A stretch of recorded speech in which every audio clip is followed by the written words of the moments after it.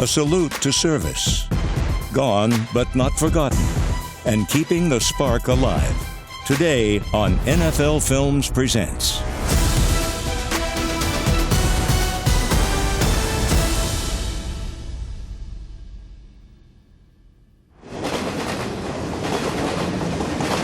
Douglas is a city that people know everybody. Malik was the kind of person that he sees somebody, he look at them, and he saw the best in them. He brought the community together. It could be 70-year-old grandparent, they could be black, white. Everybody gotta keep the spark alive on the back of their windshield.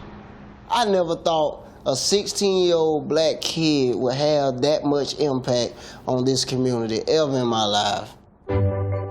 Malik Sparkman couldn't wait to enter the world, arriving 2.5 months early. He was 2 pounds, 5 ounces, very small. Probably your hand is probably bigger. He was a lovable child in the community. Whether he was going to little camps, going to the schoolhouses, meeting the little kids, he brightened everybody's day. Malik was very popular around the city of Douglas. If it was in any event, if it was a fishing tournament, Malik was there. Malik's face was always around town, but his name was made on the football field. We would always say, man, I want to start on varsity in my 9th grade year, and he was the guy to do it. By his sophomore season, the standout linebacker received interest from Florida State and Missouri. He had a great chance of being something in football. This is my 32nd year in coaching. He's right up there with just any kid I've ever coached. Malik had a very favorite coach, who was Coach Graham. He was not only Malik's linebacker coach, he was more like a father figure. I was his Trojan dad's what he called me. In March of 2013, I was diagnosed with sarcoma, my left thigh. Malik comes in and asks could he pray with me. So we sat there and we prayed and we cried, and he said, we can't lose you, Coach. We're going to win this battle. He wasn't going to let Coach fight alone. We found out later that he was going to be fighting the same battle. In the spring of his sophomore year, Malik was diagnosed with stage 4 renal medullary carcinoma, a rare form of kidney cancer. He was given less than a year to live. I've been dealing with it, been staying strong through it all. I never really questioned why I had cancer, but I really wanted to question why this young man was stricken with the disease. When Malik was diagnosed, everybody came together as a community, and we actually seen how small Douglas was. He wanted to have a first date. It was the police department, the fire department, tons of motorcycles. We kind of paraded uptown and everywhere. And then we went out to the football field. His bucket list kind of grew from that. He got to ride a helicopter and a horse. All the things that he asked to do, everybody was, more than willing to help. He was here to touch everybody else's life for 16 years. He didn't have a whole lot of time to live his life. He lived his life in 1 year. Malik would say, you mean all these people wants to do something from me? And I say, yes, they do, because you're special. The community of Douglas helped Malik cross off every last wish, except one, to return to the football field. Every time I'd go see him, I'd say, Coach, I want to order a new helmet. And I said, we'll fit you up and get you a new helmet. And then I went and saw him one day. He said, Coach, I'm doctor's.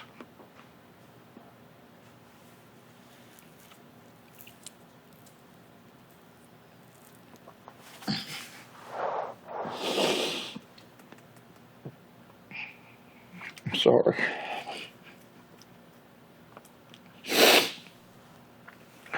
But he said, I'm probably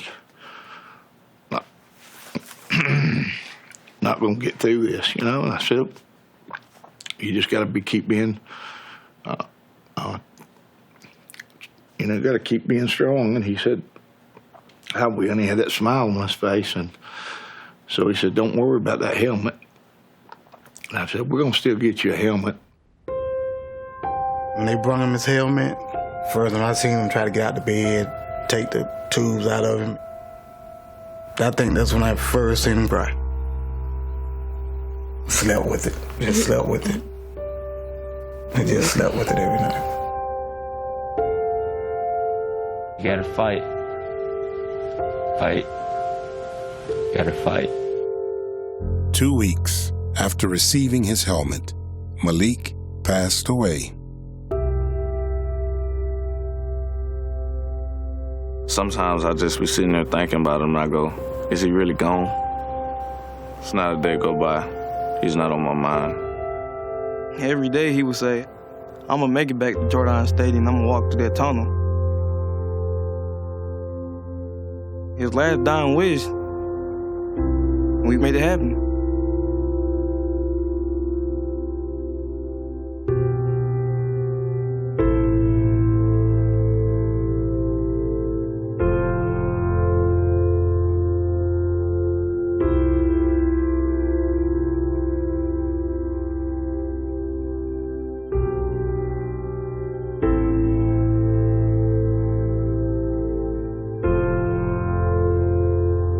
Be my tag team partner.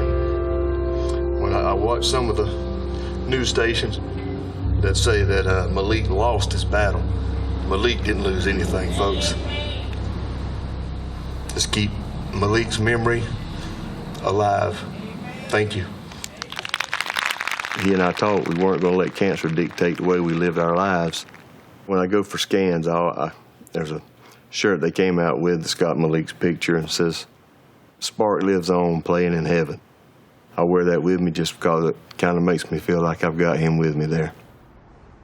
Coach Neil Graham's cancer forced him to miss this season's home opener, the first game back on the field where they once carried their teammate.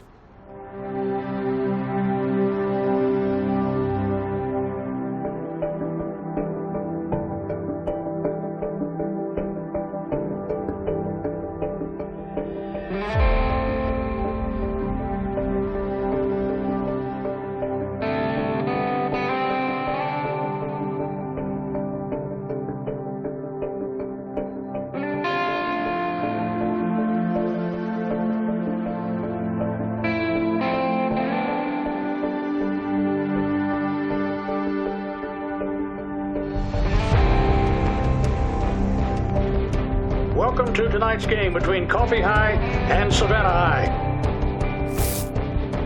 This is a salute to Malik Sparkman, the late Trojan who passed away. The Trojan community is trying to keep that spark alive. Up above, Malik is looking down upon this game tonight. There's no secrets. This is an emotional game. It's the first time we've been as a team without Malik here. But listen, I want to tell you something. We got him in spirit, and he's going to be watching you, right?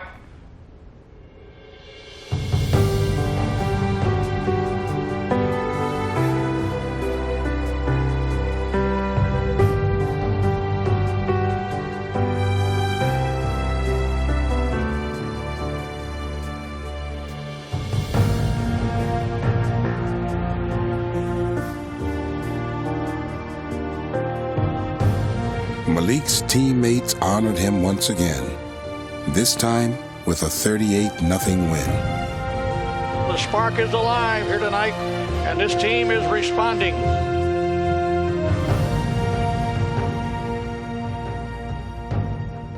Just hours after Malik had his moment, Coach Graham passed away.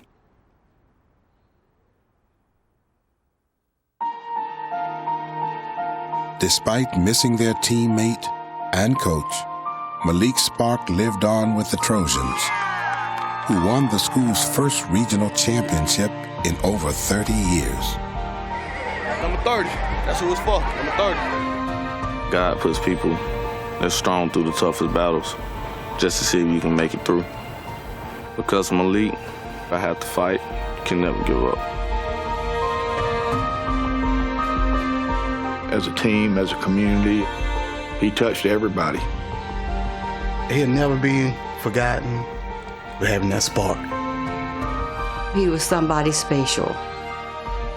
Got to keep that spark alive.